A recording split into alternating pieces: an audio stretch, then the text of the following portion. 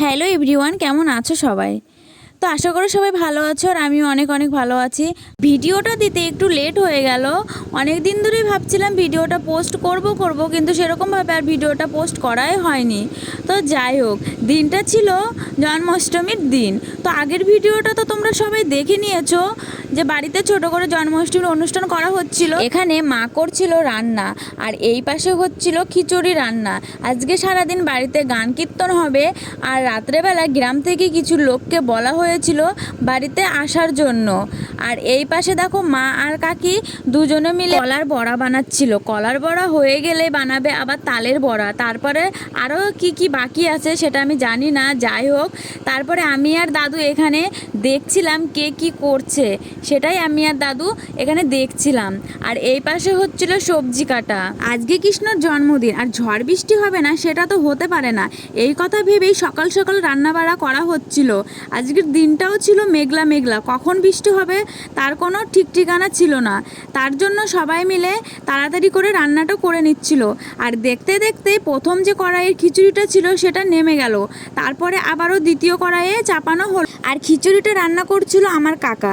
আমার কাকা বেশ ভালোই রান্না করতে পারে, তো তার জন্য কাউকে ডাকা হয়নি রান্না করার জন্য, আমার কাকাই পুরোটাই রান্না করেছিল। আর এখন তোমরা যেই জিনিসটা দেখতে পাচ্ছ এটা কি সত্যি বলে মনে হচ্ছে? না, এটা একদমই সত্যি না, এটা এমনি ভিডিও করার জন্যই করা হয়েছে। আর আমি দেখছিলাম যে দেখি কেমন লাগে, হ্যাঁ এটাই। আর এইদিকে আমার দুই বোন নাচ করছিল।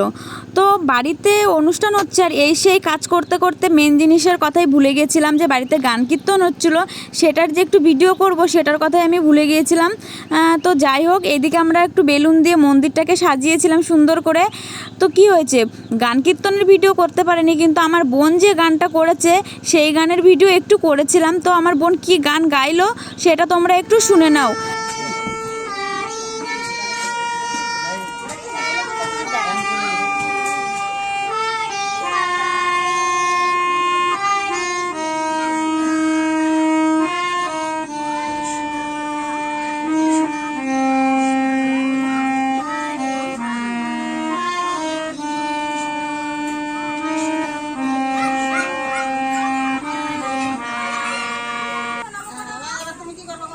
তো বন্ধুরা, আমার বোন কিন্তু গান করতে পারে না, 1 মাসের প্র্যাকটিসে যা শিখেছে সেটাই ও করে শোনালো।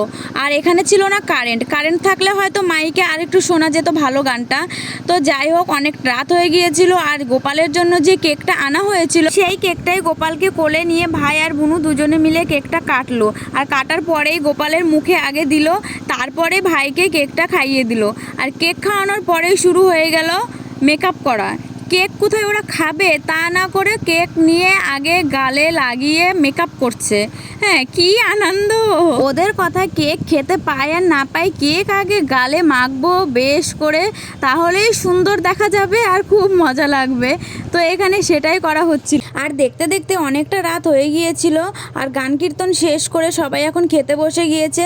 আর গ্রামের লোকও সবাই চলে এসেছিল, কিন্তু রান্না এখনও চলছিল, রান্না এখনও কমপ্লিট হয়নি।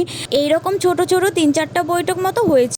আজকের ভিডিওটা তোমাদের কেমন লাগলো একটা কমেন্ট করে জানিও, আর ভালো লাগলে ভিডিওটা লাইক করে দিও, তাহলে আমাদের ছোট ছোট আনন্দের মুহূর্তগুলো যাতে তোমাদের কাছে শেয়ার করতে পারি তার জন্য একটু ভালোবাসা দিও। আর এখন দেখো বাড়ি পুরো ফাঁকা, এখন বাড়িতে সবাই আমরাই আছি। তো আজকের ভিডিওটা এখানেই শেষ করছি, দেখা হবে নেক্সট ভিডিওতে। আজকের মতো টাটা।